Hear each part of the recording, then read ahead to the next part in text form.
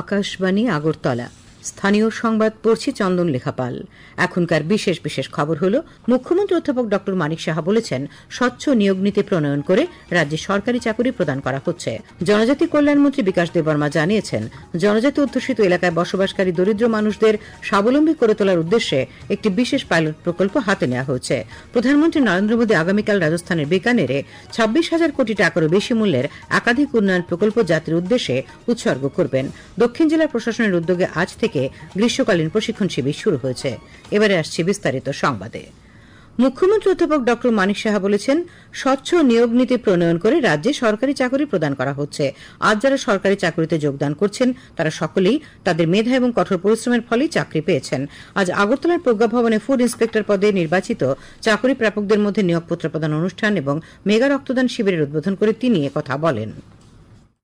আমরা চাইছি যে যারা যে কোনো দপ্তরে হোক, যে কোনো চাকরি হোক, সেখানে যেন ক্লিন যারা আছে বা দক্ষতার সাথে যারা সেই টিপিএসসি হোক, জিআরবিটি হোক, সব জায়গায় টিআরবিটি হোক, সব জায়গা থেকে যখন উত্তীর্ণ হয়ে আসে, তো ওনাদের মাধ্যমে প্রপার যে দক্ষ যারা আছেন তাদের থেকে আমরা কিন্তু বেটার যে সাধারণ মানুষের যে কাজ সেটা অনেক বেশি আমরা পাবো, এবং এতে করে আমাদের কোয়ালিটি যে বিষয় আছে সেটা কিন্তু আমরা দেব। মুখ্যমন্ত্রী বলেন, এই সরকার ক্ষমতায় আসার পর থেকে ডাইন হার্নেস সহ মোট 19,262 জনকে বিভিন্ন দপ্তরে সরকারি চাকরি দেওয়া হয়েছে।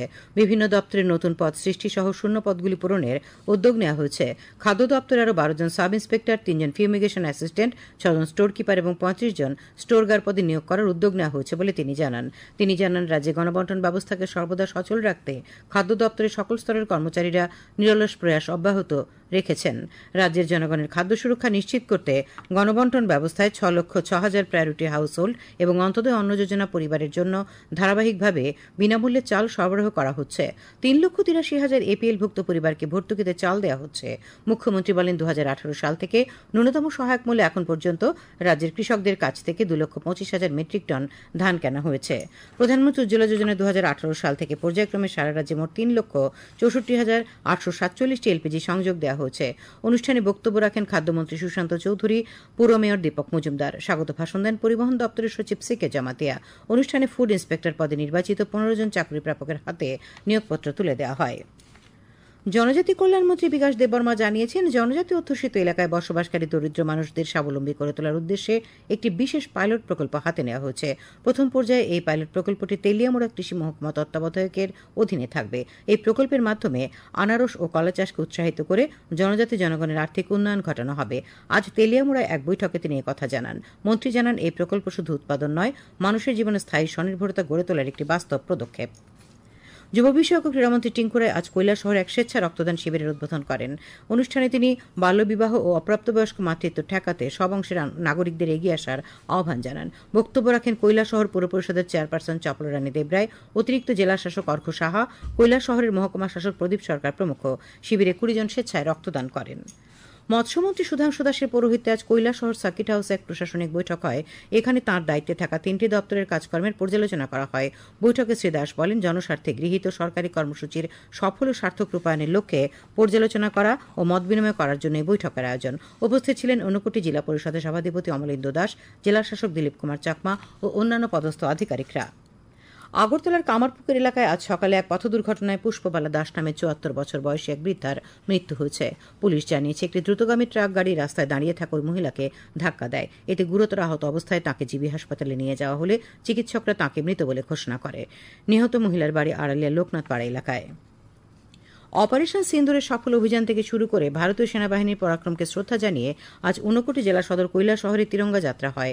কৈলাসহরের ঊনকোটি কলাক্ষেত্র প্রাঙ্গণ থেকে জাতীয় পতাকা হাতে নানা বয়সী নানা পেশার নাগরিকরা এতে অংশ নেন।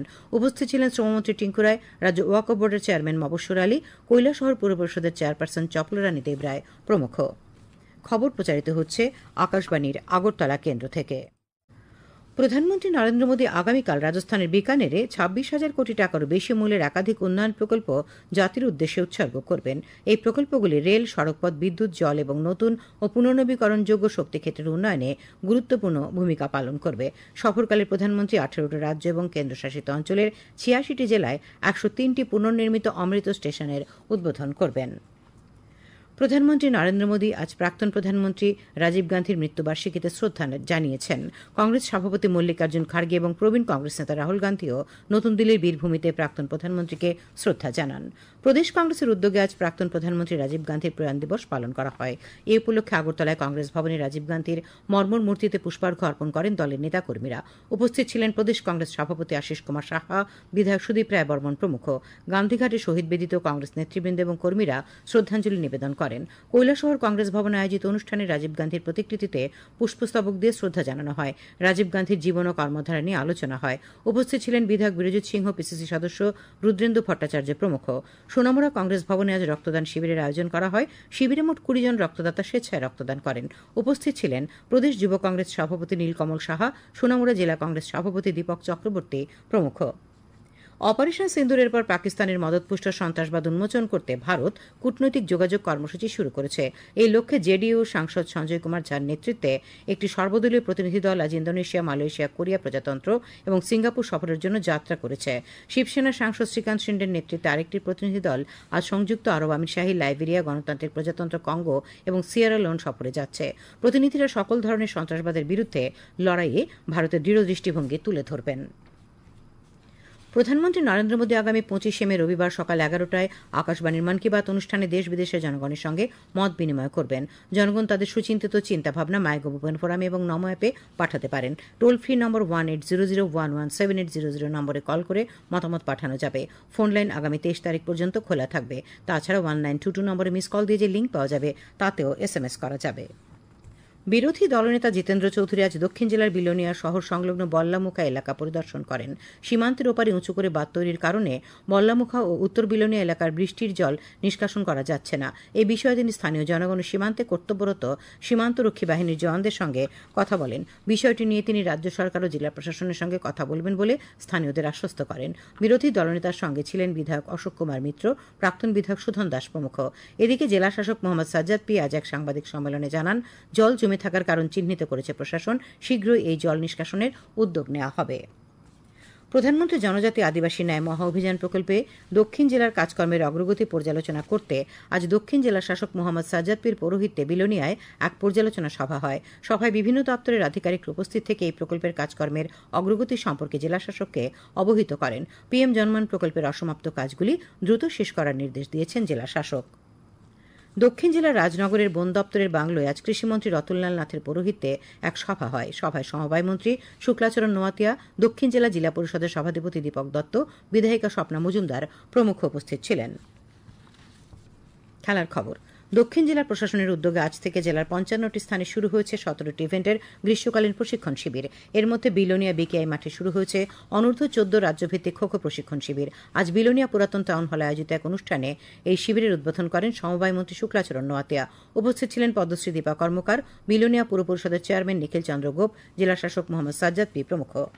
ত্রিপুরা ফুটবল অ্যাসোসিয়েশন পরিচালিত ঘরোয়া 3য় ডিভিশন লীগ ফুটবল প্রতিযোগিতার আজকের খেলায় পান্তুই স্পোর্টিং সোসাইটি জয়লাভ করেছে। উমাকান্ত মিনি স্টেডিয়ামে বিকেলে অনুষ্ঠিত খেলায় পান্তুই স্পোর্টিং সোসাইটি 6-4 গোলে সিমনা তমাকারী ফুটবল ক্লাবকে হারিয়ে দেয়। আবহাওয়া। নির্ধারিত সময়ের আগেই কেরালায় বর্ষা প্রবেশ করবে। ভারতীয় আবহাওয়া দপ্তরের পক্ষ থেকে জানানো হয়েছে আগামী 3-4 দিনের মধ্যেই কেরালায় দক্ষিণ পশ্চিম মৌসুমী বায়ু পৌঁছে যাবে। এদিকে আজ আগরতলা আবহাওয়া দপ্তরের পক্ষ থেকে জানানো হয়েছে আগামী 24 ঘণ্টায় রাজ্যের সব জেলায় বিক্ষিপ্তভাবে বজ্রবিদ্যুৎ সহ ভারী বর্ষণ, সঙ্গে ঘণ্টায় 40 থেকে 50 কিলোমিটার বেগে ঝোড়ো হাওয়া বয়ে যাওয়ার সতর্কবার্তা রয়েছে। আজ সকাল 8:30 থেকে সন্ধ্যে 5:30 পর্যন্ত আগরতলায় বৃষ্টি হয়েছে 17.6 মিলিমিটার।